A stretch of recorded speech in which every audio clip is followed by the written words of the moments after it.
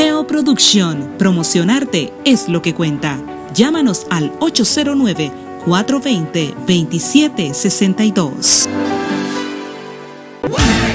Hola amigos, ¿qué tal? Eric On TV ya está al aire. Un programa muy divertido, con entrevistas, historias reales, videos de aquí, de allá y de todo el mundo. Además, consejos, tips y muchísimo más. Sintonízalo este y todos los sábados a las 11 de la noche, solo por Eric On TV. The best is yet to come.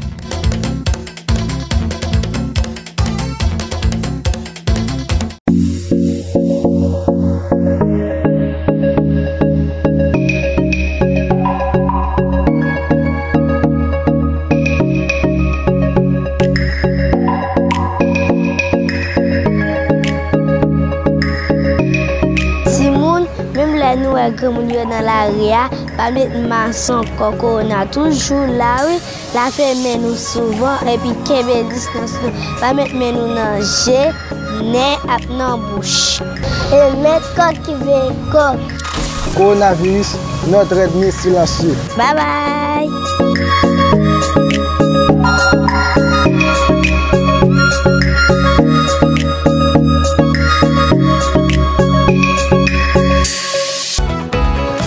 Pour mériter l'estime, il ne suffit pas d'avoir fait des grandes choses, il suffit seulement de les avoir tentées. Madame, monsieur, une fois de plus, Eric On TV Show está de vuelta. Eric On TV Show está en su smartphone, en su tablet, en su computadora. Y wherever you are in the world, thanks for watching Eric On TV Show. Get ready because Eric On TV Show is on. And por favor, comparte los videos, porque Eric On TV Show, ya su programa cultural de todos los sábados por Telecanal 28, ya está de regreso al aire, señores, y damos gracias a todos, primeramente a Dios por concedernos un día más de vida, por su misericordia, por su amor. Estamos de vuelta con ustedes, señores. Miren, señores, hoy estuve grabando tuvimos una entrevista con un artista por ahí y de repente nos surgió la idea de pasar por la cafetería, por la cafetera que está en El Conde, y me encuentro con una persona muy querida en Colombia y sí que está aquí. Entonces esa persona lo vamos a aprovechar su presencia para hacerle un par de preguntas sobre su persona, sobre Colombia, etcétera, etcétera. Sería como una entrevista un poco breve. Como les dije, nuestro invitado viene de lejos, de la tierra maravilla, de la ciudad de Maravilla, de la ciudad de Simón Bolívar. Entonces, gracias por aceptar de contestar algunas preguntas nuestras sobre Colombia. ¿Cómo estás? ¿Cómo estás? Muy bien, Eric. Bueno, en primer lugar quiero saludarte a ti y saludar a la audiencia del programa de Eric On TV Show. On TV Show, y bueno, aquí estamos de visita en República Dominicana y Santo Domingo y queremos compartir con ustedes. Gracias, Eric. Bueno, como primera pregunta, ¿cómo se sientes? ¿Cómo le tratan la gente de aquí en República Dominicana? Bueno, en primer lugar, siendo latinoamericano, mi casa es nuestra América. Okay. Puede ser aquí en Santo Domingo, hermosa ciudad, bellísimas personas. Puede ser en Argentina, podría ser en México, y en este caso me agrada mucho estar acá, me siento en casa. Estoy donde unos amigos que me tratan como hermanos, y bueno. Pero, ¿en qué anda en el país, específicamente? ¿En qué anda? Vine a visitar a unos amigos y estar ahí con ellos, y yo con ellos estoy. Ellos son del Instituto Almaguer, acá en República Dominicana, y nos conocemos hace años, y es un gusto. La familia extensa nuestra. Tenemos la familia más cercana, la familia extensa y la gran familia de nuestra América. Okay. Bueno, ¿de qué ciudad? ¿Cómo usted es oriundo de Colombia? ¿De qué ciudad viene de Colombia? Yo nací en una ciudad que se llama Cali. Cali es la tercera ciudad colombiana. Es una ciudad más o menos de 2,5 millones de habitantes, parecida un poquito a la extensión de Santo Domingo.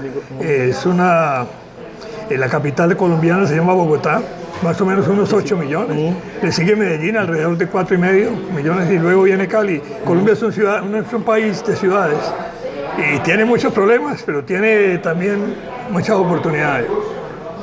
Bueno, pero como yo pensé como que tú venías de la ciudad perdida que está en Colombia, ¿verdad?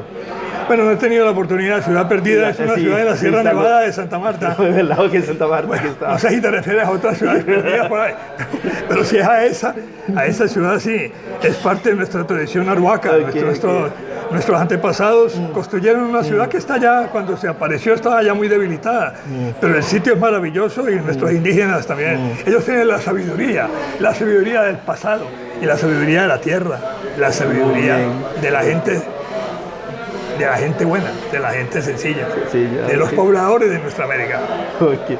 Pero como a un pueblito lindísimo que está en Colombia, como han designado monumento nacional. Bueno, hay una ciudad que es Cartagena. ¿Te refieres a Cartagena? Cartagena, sí, muy lindo, Cartagena es patrimonio declarado por UNESCO, patrimonio cultural de la humanidad. Puede que haya otros también. Popayán, por ejemplo, está al sur, Villa de Leyva. Tenemos algunos, pero el más notable se llama Cartagena. Mal llamada de Indias. Es Cartagena. Cartagena, digamos, se puso ese nombre por la ciudad del mismo nombre que existe en España cuando la colonizaron. Cuando llegaron Cartagena. Sí, Cartagena. Descendien. Bueno, de los escritores que están en Colombia, ¿cuáles de ellos sus obras le llegan más profundo a usted? Aparte, ¿qué es que te iba a decir? Gabriel, ¿cómo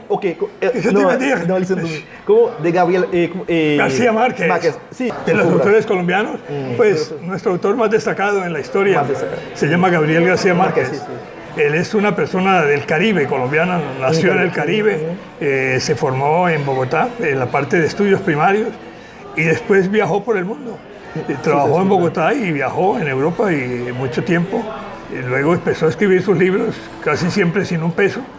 Le costó mucho trabajo empezar, pero finalmente fue creando una obra magistral de la cual nosotros estamos orgullosos, no solamente como colombianos, como en nuestra América. Gabriel García Márquez, el más conocido, se llama 100 años de soledad, que me gustaría recomendarlo. I like to recommend that book to all of our English-speaking oh my goodness. Audience outside, somewhere around the globe, including Africa. Yeah, it's very famous. Very famous. Okay, aquí, vamos un poco a hablar de comida. Entonces, ¿hablar de comida? Sí, porque aquí en República Dominicana tenemos su plato típico, que es que llevamos la bandera, como es habichuela, carne y arroz. Pero el plato típico en Colombia, ¿cuál es el plato? Digamos que así cada región tiene algo como específico, pero a nivel nacional hay una sopa que se llama sancocho. Allá se le revuelve, digamos, puede ser pollo o carne de res, papa, yuca y otras cosas, y se convierte en un potage, una especie de sopa. Y eso es bien recibido. Bueno, mismo también tenemos tamales y otras cosas que varían de acuerdo a la región. Yo no soy un especialista en comida colombiana, pero pues lo más popular te lo puedo comentar. Una cosa, que leí hace como un año más o menos, que Colombia, que Colombia es el exportador el número 1 de esmeralda en el mundo. ¿Sería verdad?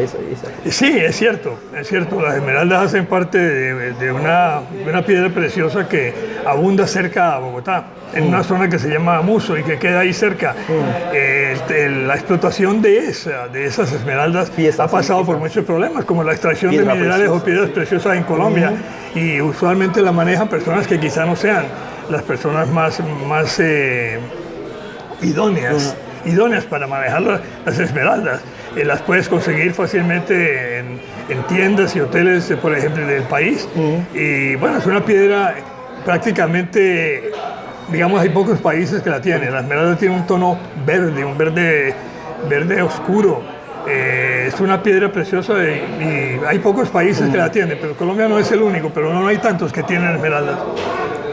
Okay. Ahora una pregunta, como que me surgió ahora mismo, como, acerca del nombre de Colombia. Pero como muchos lo atribuyen a Cristóbal Colón, como a Cristóbal Colón, no sé, como el nombre Sí, de Colombia. Viene del aventurero Cristóbal Colón, y inicialmente no fue el nombre digamos, tuvimos Gran Colombia, se le llamaba la Nueva Granada. Granada, en la época de la colonia española, de acuerdo pues a Granada, España. Sin embargo, a raíz de la independencia, ese nombre se decidió de que fuese Colombia, de acuerdo, como un homenaje a Cristóbal Colón, y como tal se ha sostenido. Gran Colombia, después quedó Colombia solo, y a la medida que se empezaron a desmembrar los países que hacían parte de ese proyecto de Simón Bolívar, que sigue vivo. Queremos que se nos da, que se dé, pero sigue vivo, no ha muerto. Bueno, ahora hablamos un poco de música en Colombia. Como la comida, cada región tiene un estilo Sí. aparte.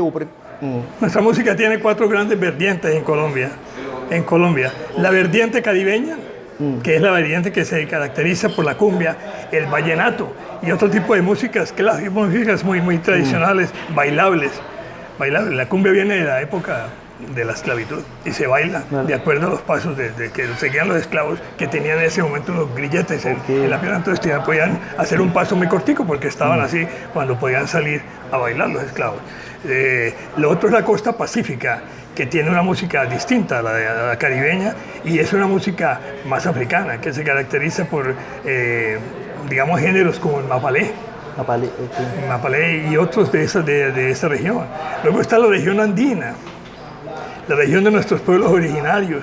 Entonces ahí es una música tradicional, bonita, para nosotros es una música emblemática que se refiere ya a la época más colonial europea, española, pero desde ahí hasta nuestros días se refiere a temas de relaciones, a parejas, a expectativas sobre la vida. Está muy bien. Y finalmente está la región llanera, el llano que se extiende de Colombia a Venezuela, donde compartimos con el joropo y otro tipo de música de los llanos que llamamos nosotros, muy similar. Ahí nos hermanamos con el hermano país, la República Bolivariana de Venezuela. Esas son, digamos, nuestras 4 grandes áreas. Wow. Ahora Colombia no es ajena a otros fenómenos musicales, como el reggaetón y ese tipo de cosas. Afortunadamente para nosotros se ha dejado un poco, se ha disminuido la penetración de música anglófona, porque entonces se ha vuelto, hay un fenómeno que es recuperar la música nacional y la música antillana, la música de nuestra América, que es lo que además a nosotros nos gusta escuchar.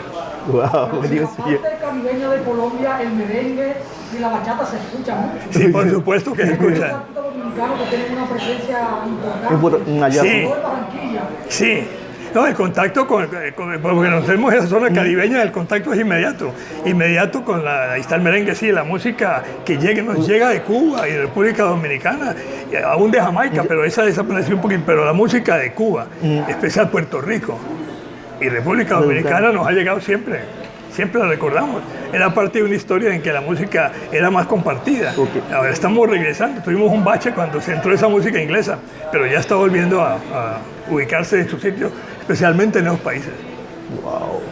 Bueno, hablando hablando de otros países,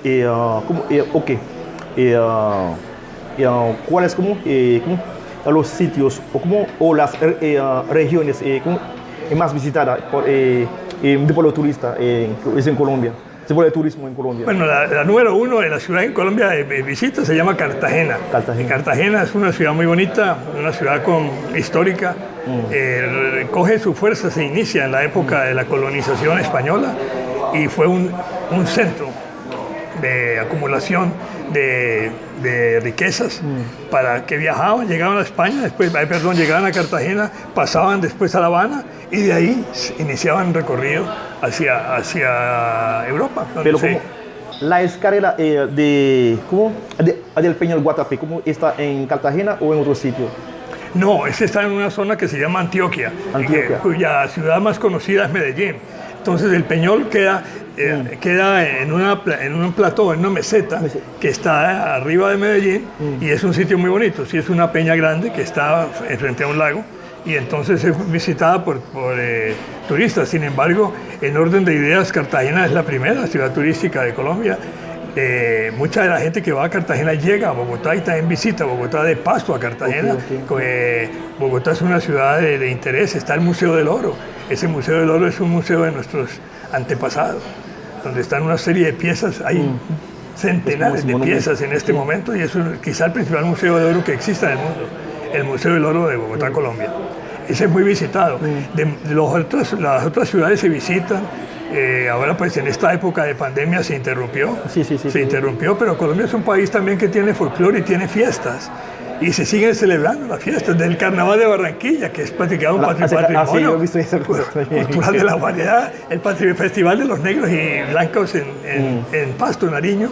Y así, casi cada ciudad tiene. Cali tiene una feria de Cali, que ha sido muy controvertido, que aunque se crea o no, este año va a ser una feria virtual. ¿Han intentado asaltar el Museo del Oro en Bogotá?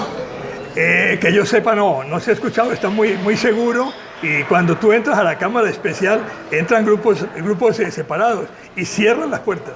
O sea, si alguien llegase en ese momento a tratar de apoderarse de algo, no podría salir. Está muy bien vigilado, pero lo más manejado por el Banco de la República, es nuestro banco emisor en Colombia. Entonces, no, hasta ahora no. Ahora hay pequeños museos del oro en Colombia, como lo hay en Cartagena, lo hay en Cali, lo hay en Medellín, donde se ven muchas menos piezas, pero también son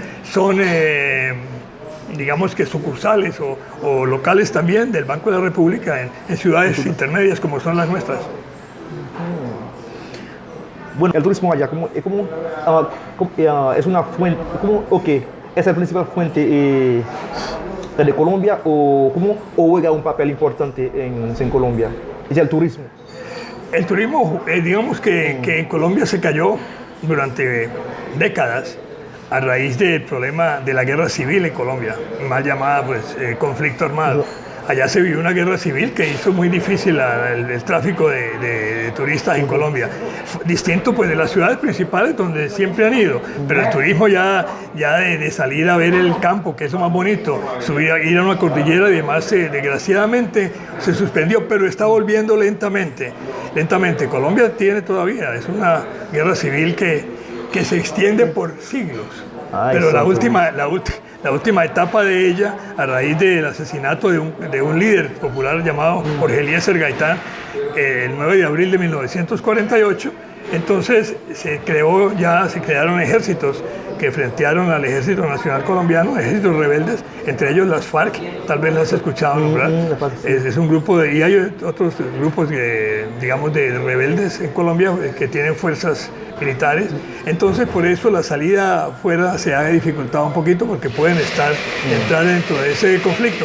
Pero las ciudades se visitan en este momento y las ciudades ya no suele haber tanta dificultad y bienvenidos los turistas que quieren venir a Colombia y las personas que nos quieran acompañar. Colombia es un país muy bello, tiene montañas, los Andes, tiene lagos, tiene ríos, tiene costas en el Pacífico y costas en el Caribe, de acá. Colombia tiene los llanos y tiene la gran selva amazónica que está al sur, que la compartimos con varios países en el sur de Colombia. Estamos en Colombia. Qué maravilloso país. Es una canción. Sí, qué bien. No, nosotros abrazamos a Haití, es un país hermano, un país que esperamos que sea parte integral de nuestra, como lo es ya, pues, pero esperamos que haya muchas más relaciones con Haití, un país que está muy cercano a todos nosotros, y aquí especialmente a la República Dominicana. Antes que vayamos a la primera pausa, en su opinión,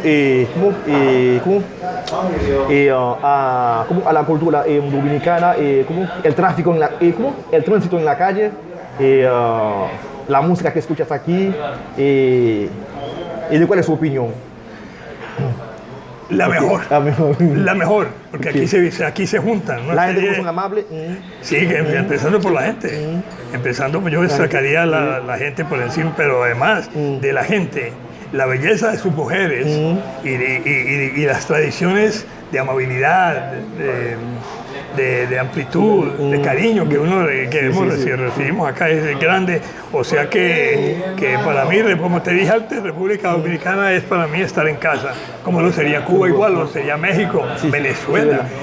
En fin, pero ya en la calle, pues no, yo la he recorrido otras veces, esta vez no he tenido tanta oportunidad de salir, pero ya la he recorrido antes y me siento cómodo. A veces he oído que es inseguro y puede serlo, pero yo nunca he tenido ningún tipo de problema, ni de día ni de noche, acá, y somos hermanos. Muy bien. Entonces, como tal, ahora la música la hemos oído, la compartimos de lado y lado, y créeme que lo que hace falta es más integración entre nosotros, hace falta más unidad para que respiremos lo que debe ser nuestra América. Cuando nuestros países logren unirse, seríamos una gran potencia y sería difícil controlarnos, sería difícil manejarnos. Nosotros tenemos derecho a ser libres también y a ser parte de nuestra América, a ser una gran patria. La patria de Bolívar, de Martí. Sí, José Martí, sí. De Fidel Castro. Castro. Sí, personajes muy queridos por nosotros. Sí, yo también. Por nosotros. Muy respetuoso. Pétion. Sí, Haití fue el primer país que se logró liberarse. Se logró liberar de Francia en ese momento, pero se liberó y ojalá que sea. Bueno, señores, hemos llegado al fin de la primera parte, pero eso va a seguir porque todavía queda muchas cosas que hablar. Entonces, la segunda parte le tocará a Alfonso Torres Ulloa. Pero, hermano, si una cosa que no hemos dicho de Colombia, ¿cuál es? Bueno, lo que no hemos dicho de Colombia es que Colombia desgraciadamente está viviendo una guerra muy cruel, una guerra muy injusta y una guerra genocida contra nuestros líderes populares. Colombia en los últimos 20 años ha venido teniendo unos gobiernos que se han metido con el imperio y maneja el imperio estadounidense. Al hablar de Estados Unidos, tú sabes que se vienen las otras cosas como el tráfico de droga, el tráfico de armas, la irregularidad en los procesos. Es decir, hemos vivido una verdadera pesadilla que lo hemos tenido allá. Entonces, como resultado de eso, el país se ha enajenado. Nosotros estamos en este momento casi siendo una colonia estadounidense, porque ellos son los que manejan, los que manejan el país. Pero lo más, digamos, entre los problemas que tenemos en Colombia, que además de la inseguridad, el desempleo, la pobreza, en un país que tiene mucha riqueza, donde no tendríamos por qué tener pobres en Colombia. Tampoco tendríamos que tener muchos ricos, podríamos vivir mucho mejor si todos compartiéramos un poco más lo que tenemos. Pero en este momento, digamos, la corrupción es tal que se ha apoderado de casi todo el gobierno. Hay mafias en el gobierno, mafias que tienen que ver con el narcotráfico. Entonces, pero lo peor para mí, pues, obviamente es el asesinato de líderes populares. Está Colombia ante el terror de que el movimiento popular crezca, el movimiento de liberación, de sacudirse de lo que tenemos. Entonces, se ha dedicado a exterminar nuestros líderes populares, que cobija líderes indígenas y líderes afrodescendientes. Entonces, esto es un verdadero horror y lo aprovecho y lo comento acá porque Colombia requiere mucha solidaridad porque esa guerra en Colombia va a ser más difícil.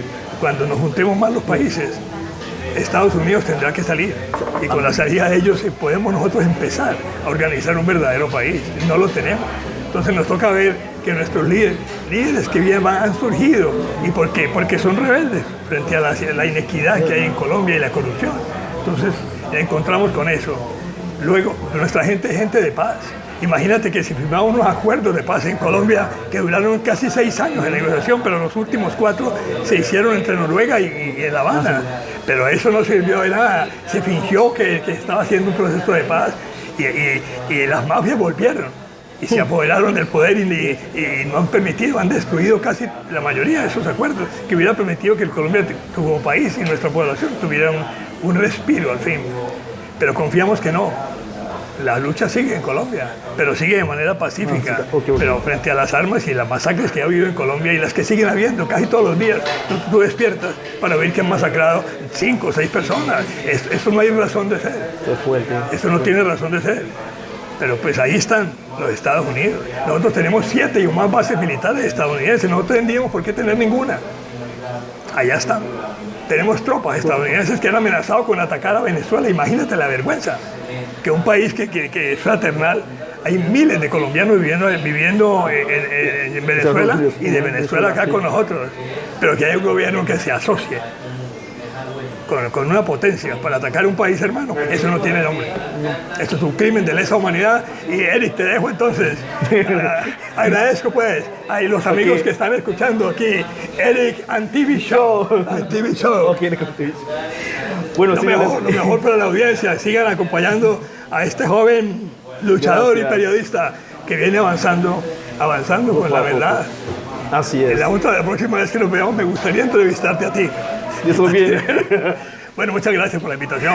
Sí. Gracias Alfonso Torres, también por invitarnos y un abrazo grande a esa gran audiencia. Bueno, señores, the best to each one of you. Wish you the very best. Ok. Quero enseñar aí Eric on TV Show, porque aún faltam mais. Eric on TV Show com o slogan "The best is yet to come." The best is still yet to come because Eric on TV Show is still living. Quero enseñar aí. Oh wow! Yeah.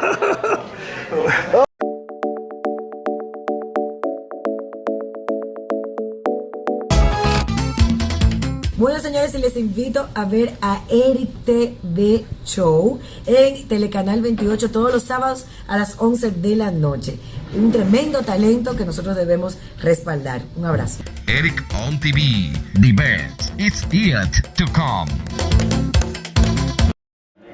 Para el programa Eric on TV Show vamos a conversar con Carlos Rodríguez Almaguer, presidente del Instituto Almaguer, una institución, digamos que nueva en la República Dominicana y en el continente. Quisiéramos conocer de su presidente la naturaleza de la institución, sus objetivos, cuáles son los motivos o las razones que dan a Almaguer el sentido para formar esta institución, para crearla, y la proyección, porque hemos sabido que no solo opera en la República Dominicana, sino que además tiene una especie de filial en Colombia, en Argentina, y pensando también en otro punto de América Latina. A ver si Almaguer nos plantea, nos informa cuáles son los propósitos, los objetivos, en qué consiste la dinámica de trabajo del instituto. Bueno, muchas gracias a Alfonso, a ti, a Eric TV Show por la invitación. Gracias y saludos a la audiencia, que sé que son muchos los que lo siguen a ustedes por el excelente programa que tienen, y para nosotros es un placer poder venir a compartir algunas de las ideas que motivaron la creación de una organización no gubernamental, una asociación sin fines de lucro que se rige por las leyes de la República Dominicana, donde tiene su sede principal. Como bien tú dices, el Instituto Almaguer para la Formación Humana Integral, que es el nombre completo de la institución, tiene como objetivo contribuir a la formación integral de los seres humanos. ¿Y por qué se hace énfasis en la formación integral? Porque la formación del ser humano en los tiempos que corren está demasiado fragmentada. Y cuando se piensa en la formación del ser humano, se asume básicamente la instrucción escolar a todos sus niveles, hasta el nivel universitario, pero siempre instrucción. Y sin embargo, la formación, la construcción del ser humano lleva mucho más que una mera transmisión de conocimiento o una mera acumulación de conocimiento en los individuos. El mismo hecho de hablar de la construcción del ser humano y de la formación del ser humano nos deja el sabor, nos deja esa primera impresión de que cuando yo hablo de la necesidad de construir al ser humano, es porque el ser humano no nace hecho. Lo que nace es una criatura biológica que lleva en sí todas las potencialidades para ser la persona más feliz o la más desgraciada, la más solidaria o la más egoísta.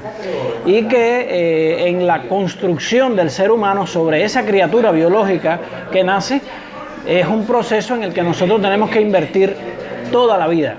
No es una exageración. Decía José Martí, que ha sido el inspirador de este instituto, que la educación comienza al nacer y no acaba sino con la muerte. Porque ser hombre, en el sentido genérico del término, hombre con mayúscula, como lo usaban ellos en el siglo XIX, donde todavía no se hablaba de lenguaje de género, etcétera, sino que al referirse ellos al hombre con mayúscula se referían a la persona humana. Y él decía que ser hombre es dificilísima y rara vez lograda tarea, porque ser hombre, es decir, ser humano, es entender una misión, ennoblecerla y cumplirla. Y para eso hacía falta una vida.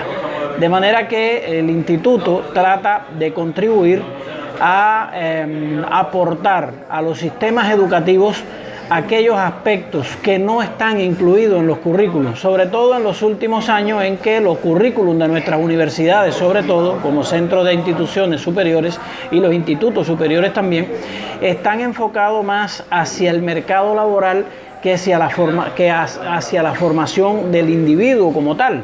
Es decir, las humanidades están casi desapareciendo, salvo en las instituciones públicas. Ya las especialidades técnicas han copado casi todo el espacio universitario y hoy los muchachos y las muchachas nuestras se gradúan de las universidades y saben mucha informática, saben de economía, saben de finanzas, saben de estadísticas, saben de varias, ramas del saber, pero casi siempre abocado a especificaciones técnicas o científicas. Pero desde el punto de vista de las humanidades, cada vez se conoce menos la historia, cada vez se conoce menos de filosofía, cada vez se conoce menos de literatura, menos de arte en general, y al final lo que nos hace humanos no es solo la cantidad de conocimientos que tenemos desde el punto de vista técnico, sino la cantidad de saberes que vamos acumulando como herencia espiritual del devenir histórico de la humanidad y que nos eleva de la condición biológica con que nacemos a la condición humana. Y entonces si a la criatura biológica llamada humano, que se diferencia en algunos aspectos del resto de las criaturas biológicas que habitan el planeta, y entre esos elementos que lo diferencian, la espiritualidad es la clave y es el punto de partida entre la criatura biológica de cualquier especie y la criatura humana, en tanto biológica también. No es posible que cada vez sean menos las universidades, las instituciones que trabajan la parte de la espiritualidad del ser humano. Y ya en el nuevo siglo ha habido, entre las muchas confusiones, así como se ha confundido cultura con instrucción, que se parecen pero no son lo mismo, porque la instrucción puede darle brillo y levantar la cultura, pero nunca sustituir la cultura, porque la cultura es la capacidad del ser humano de relacionarse entre sí, de relacionarse consigo mismo y de relacionarse con la naturaleza y las demás especies del planeta. Y instrucción es la cantidad de saberes que una persona logra acumular según su retentiva, su capacidad de inteligencia, su memoria, los profesores que tuvo, la buena o mala metodología que se empleó para prepararlo. Y sin embargo, nosotros en la vida real encontramos a los dos tipos de personas: a la persona muy instruida, que se ha leído 700 libros, que sabe 4 idiomas, pero que entra por esa puerta y no saluda a nadie, no tiene la menor empatía, no tiene la menor simpatía si quiere para saludar a nadie, para tener un trato afable con los demás, para ponerse en el lugar del otro, y mucho menos para ser solidario, porque el mundo es él y lo demás está de más. Y sin embargo vemos por otra parte, sobre todo en nuestros campos, a personas que tienen muy poca instrucción, pero cuando llegan y se encuentran con alguien te saludan, si llegas a su casa te dan el mejor vaso para beber agua, te preparan un café, no te dejan ir sin que hayas comido, si te cogen la noche te piden que te quedes, te dejan la mejor cama. Esa capacidad de atender al otro ser humano, de quererlo como parte mía. Eso es cultura. Y hemos confundido la instrucción con la cultura. Y hoy alguien se lee un libro y cree que es una persona culta. Entonces, eso es una primera confusión. La otra confusión es entre religiosidad y espiritualidad. Y creemos que por tener muchas más religiones somos personas más espirituales. La religiosidad debiera ser la disciplina que le permite al ser humano levantar su espiritualidad. Y sin embargo no es así, cada vez somos más religiosos y menos espirituales, y eso es una gran paradoja. Entonces, el Instituto Almaguer trata de fijarse en esos pequeños detalles. Por ejemplo, otro de los grandes aristas que nosotros tocamos y que hemos visto que ha tenido gran impacto porque la gente se queda como impactada por ese tema, como confundida por la manera en que tratamos el tema, es, por ejemplo, algo relacionado con el sostén material de la existencia. Por distintas religiones, por distintas ideologías, por distintas filosofías, se ha estigmatizado, por ejemplo, al dinero. Y se dice que el dinero es la causa de todos los males y que cuando alguien tiene dinero o trabaja por hacer dinero se le ve como una persona egoísta, interesada, etc. Y hemos confundido el medio con el fin. Cuando nosotros vamos de verdad a un análisis materialista, dialéctico, ni siquiera un análisis metafísico, sino un análisis, pragmático. ¿Qué cosa es el dinero? Es una mercancía, tiene valor de uso, tiene valor de cambio, igual que un teléfono, una cámara de televisión, una computadora. Ahora, el tipo de uso que se le va a dar no depende del dinero en sí, sino de la persona y de la ética que tenga la persona que lo usa. El dinero se puede usar para fundar una universidad, para fundar una biblioteca, para fundar para financiar una película. Ahora, también se puede usar para fabricar bombas, también se puede usar para filmar pornografía, también se puede usar para utilizar el negocio de drogas. Y asimismo, la computadora se puede usar también como un servidor para almacenar valiosísima información y distribuirla a través de páginas web hacia el mundo para que la información esté cada vez al alcance de más personas. Pero también se puede usar para negociar y traficar órganos. Pero no le vamos a echar la culpa a la computadora, ni le vamos a echar la culpa al dinero. Entonces, ¿cómo es posible que nosotros, siendo el dinero algo tan importante en los seres humanos, en ninguna escuela se le enseñe a los niños, a los adolescentes, a los jóvenes, a producir dinero, conservar dinero, invertir dinero? ¿Me entiendes? O sea, esa relación del ser humano desmitificada, de utilizar las cosas en cuanto son, y me refiero al dinero, pero me refiero a los teléfonos celulares, porque por ejemplo el teléfono celular es un medio para lograr un fin, es un medio para comunicarse más, para tener acceso a mayor cantidad de información. Sin embargo, vemos cómo se ha convertido el teléfono celular en un fin en sí mismo. Y hoy lo que debiera ser un medio para aumentar la cultura, para aumentar nuestro conocimiento, para aumentar nuestra concepción y nuestra percepción de que somos uno con el universo y con todas las criaturas que lo habitan, el teléfono lo que ha hecho es aislarnos más, idiotizarnos más. Y hoy conocemos personas en Bangladesh, en Turquía, en Ankara, en distintos lugares, en Canadá, en distintos lugares. Sabemos cómo se llaman sus mascotas, sabemos cómo se llaman los niños, sabemos que ayer tuvo fiebre el muchacho, sabemos todo eso, pero no conocemos al vecino de al lado, no conocemos a la gente del barrio. Entonces nos ha acercado la tecnología, vista como un fin en sí misma y no como un medio, nos ha acercado a personas que están muy lejos y nos ha alejado de la gente que está cerca. Yo te hablaba de los vecinos, pero a veces de la misma familia. A veces los muchachos se encierran en las computadoras, se encierran en los videojuegos, en los teléfonos celulares, en las tabletas, y no saludan a los padres, no conocen a los padres, no conocen a los hermanos, no conocen a los primos, no se visitan. Entonces, ¿cómo nosotros tratamos de colocar todos estos aspectos que han sido separados de la construcción del ser humano? ¿Cómo colocar al ser humano en el centro de todo esto que su propia inteligencia acumulada en los siglos de desarrollo de la humanidad ha venido a producir hoy y que es una herencia legítima de todos los seres humanos que habitamos este tiempo? Pero ¿cómo enseñarles a utilizarlos a esos medios y no dejarse utilizar por ellos? Ni por los teléfonos, ni por la computadora, ni por el dinero, ni por las cosas materiales, sino utilizarlas todas para el mejor fin. Sin embargo, es cierto que la formación humana es una construcción social, pero también es cierto que los medios que hoy tenemos a nuestro alcance, los medios de tecnología, el celular, la televisión, la radio, las redes sociales, también son medios para formar si se usa adecuadamente. Ahora, el Instituto Almaguer cómo va a desarrollar o cómo está desarrollando sus acciones, su propósito para lograr esos objetivos de contribuir a esa formación humana tan vital, tan necesaria, que se ha ido perdiendo. Ciertamente que yo hablo mucho del Dajabón de Colores, que es aquel pueblo en el que yo me crié, donde todos éramos hermanos, éramos vecinos, donde mi mamá le servía una taza de café a la vecina que estaba de este lado y a la vecina que estaba del otro lado, y también llegaba esa taza de café. Pero ese sentido de vecindad se ha ido perdiendo. Es decir, se han ido perdiendo esos valores, esos niveles de comunicación, de intercambio.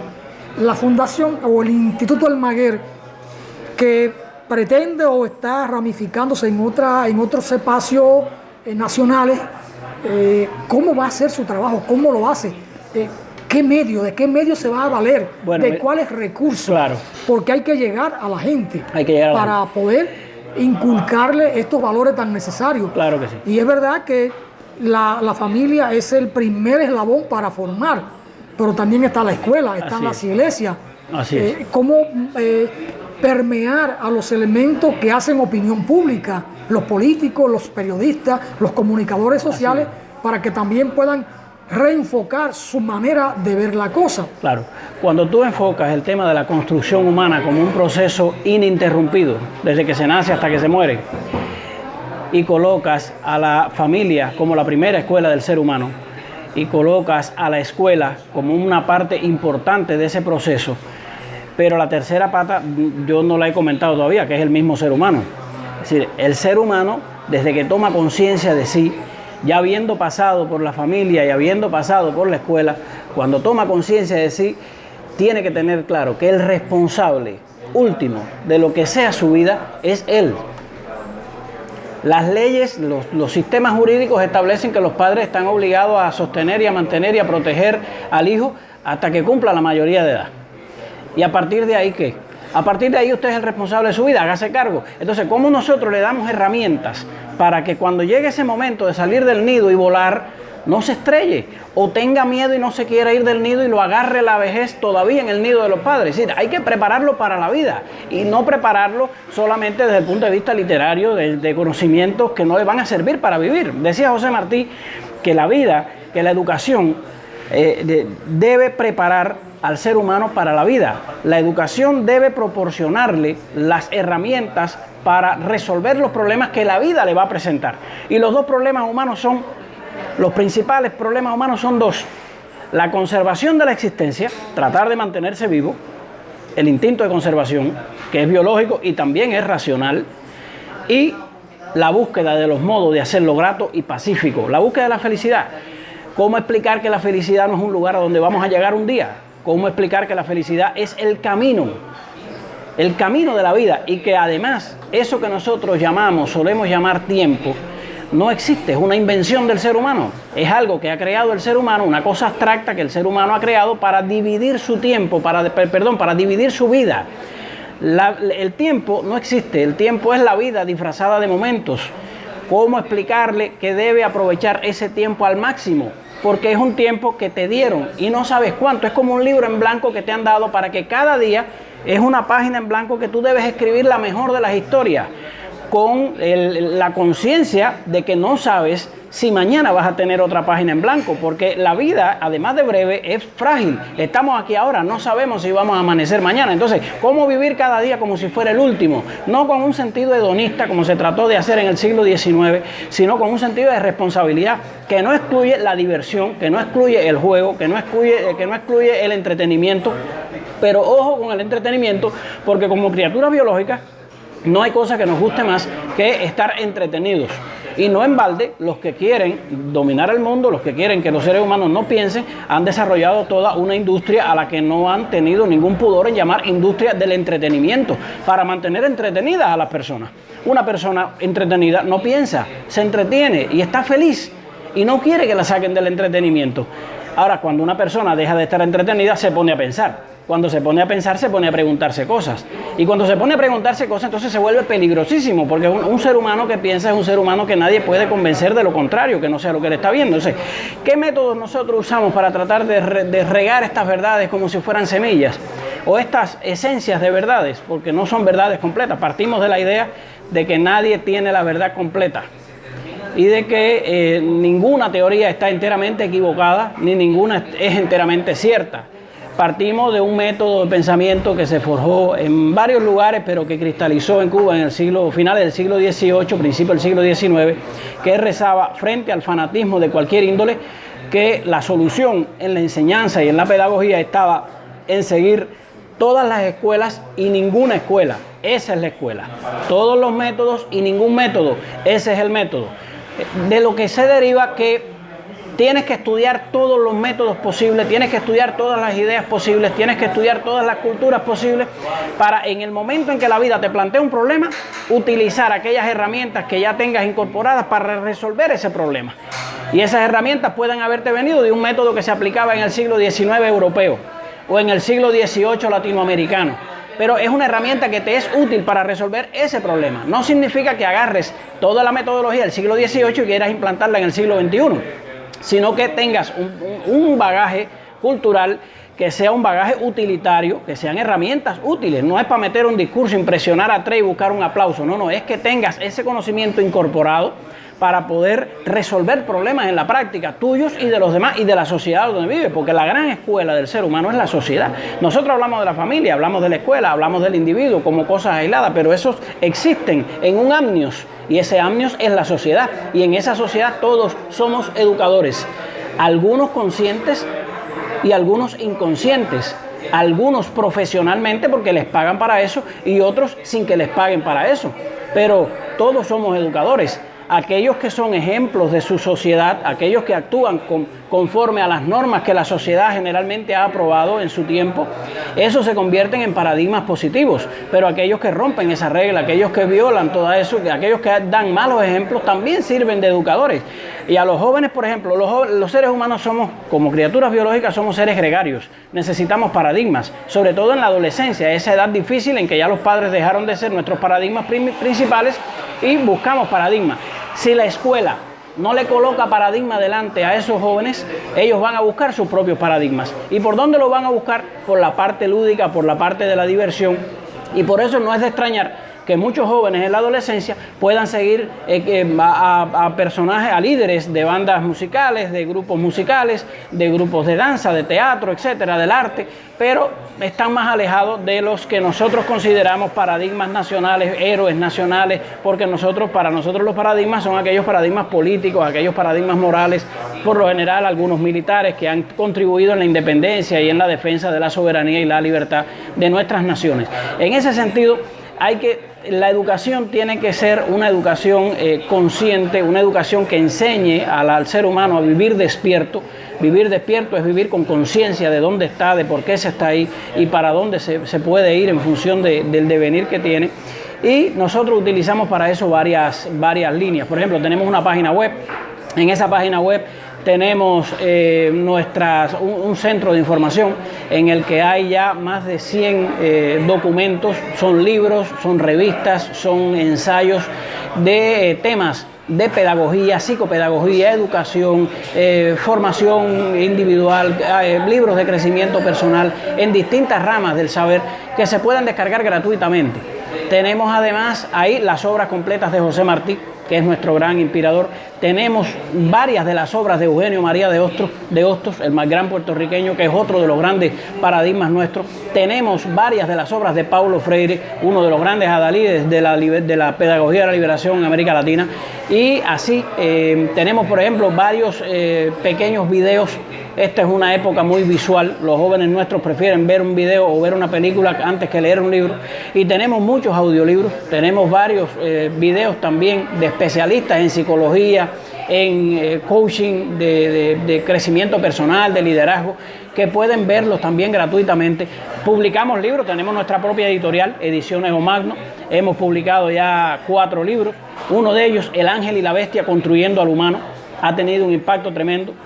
Es la idea de que en el ser humano desde que nace hasta que muere están peleando a muerte un ángel y una bestia. ¿Cuál va a ganar? El que alimentemos mejor. Cómo alimentar al ángel, cómo embridar a la bestia, porque la bestia nace contigo, el ángel no, al ángel tienes que crearlo. nace el ángel en potencia, pero tienes que ayudarlo a desarrollarse. La bestia no, la bestia nace sola y activa, y si no le pones bridas, porque no la puedes matar.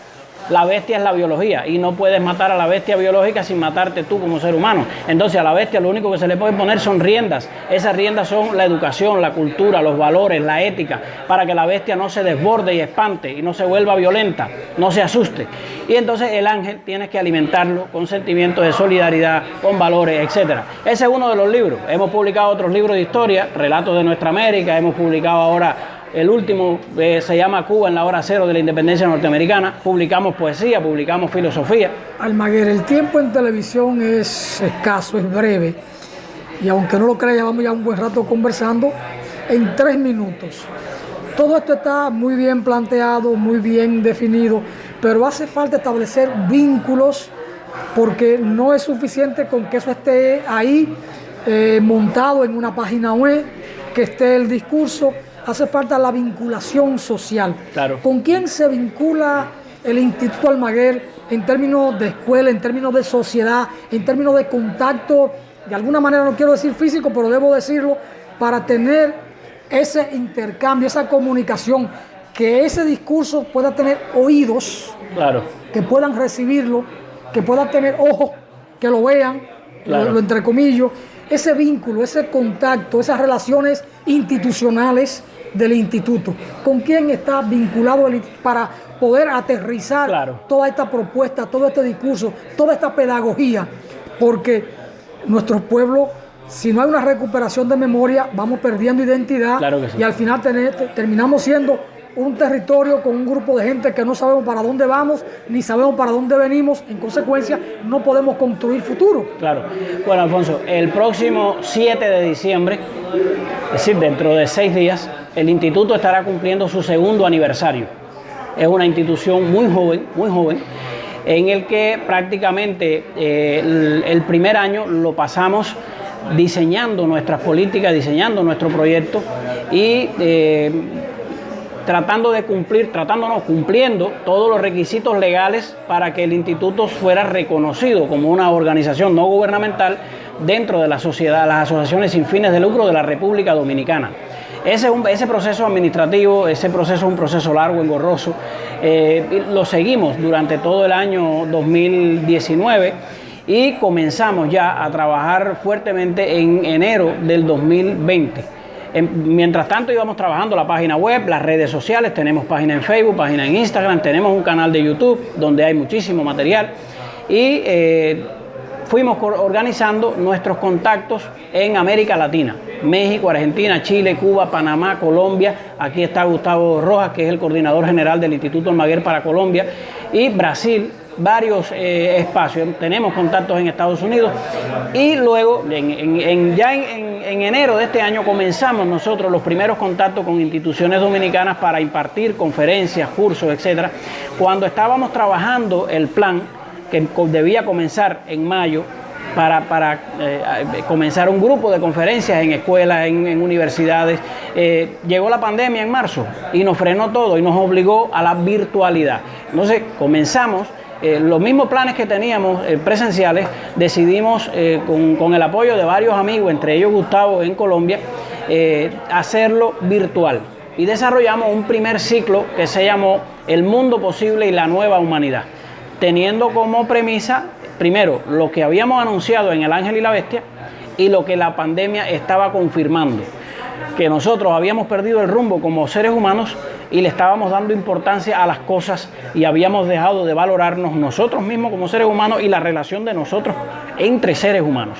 Entonces nos relacionábamos mejor con las cosas que entre nosotros mismos. Eso se planteaba en El Ángel y la Bestia y eso vino a poner en evidencia la crisis del coronavirus. A partir de cómo se estaba demostrando en la práctica aquellas alertas que veníamos haciendo de años atrás, entonces lanzamos este primer ciclo de 4 conferencias virtuales que se llamó El Mundo Posible y la Nueva Humanidad. La primera conferencia tenía como objeto establecer la idea de que la humanidad es una sola en todas partes y ha sido una en todas las épocas. Y la forma en que asumimos la vida y la forma en que decidimos vivir en la práctica, así como la historia de cada uno de los grupos humanos en su devenir, es lo que nos diferencia. Es decir, nos diferenciamos en la forma. pero no nos diferenciamos en la esencia. Y esa primera conferencia se llamó José Martí y la identidad universal del ser humano. La segunda conferencia tenía que ver ya con el concepto del libro El Ángel y la Bestia, es decir, se llamaba Ser humano entre el ángel y la bestia. ¿Qué cosa es un ser humano? Nace hecho, hay que construirlo. ¿Cuáles serían los patrones para construir un ser humano superior, un ser humano que salga diferente de esta era de la pandemia universal? Hay grandes posibilidades de hacerlo, ahora más que nunca, gracias a las tecnologías, gracias a las comunicaciones.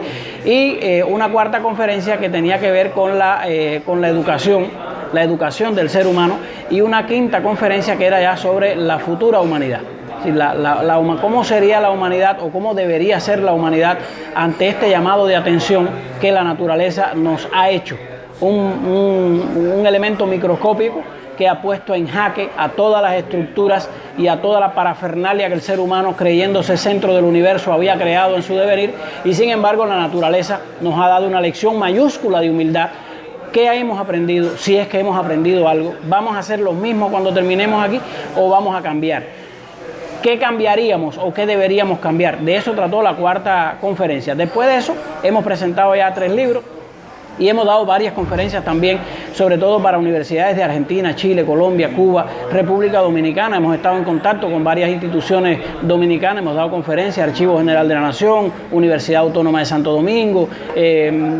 Ahora, hace poquito, participamos en un diplomado de liderazgo y emprendimiento para jóvenes de escasos recursos de la República Dominicana, organizado por la Universidad Católica y la Vicepresidencia de la República, con el programa de Prosoli, que es Progresando con Solidaridad. Hay un excelente trabajo con jóvenes muy valiosos, muy interesados, muy preocupados por crecer, y nosotros nos unimos. Me contactaron como profesor, como especialista en temas de liderazgo, en temas de formación humana, y con toda alegría participamos. Una vez tenida esa experiencia, quedamos en contacto con la dirección de la parte juvenil de Prosoli para que el Instituto Almaguer le haga propuestas de futuros programas de formación dirigidos también a esta parte de la sociedad que, a mi juicio, es de las que más necesita nuestro concurso. Bueno, gracias a Carlos Rodríguez Almaguer por esta intervención muy interesante, muy sustanciosa. Eric On TV Show se siente más que agradecido con usted por participar en estas reflexiones muy interesantes, y ojalá que sigamos conversando, porque son temas de mucha profundidad que no se agotan con un simple programa de televisión de 15 o 20 minutos. Así que muchas gracias y sigan con Eric On TV Show, que hay mucho más.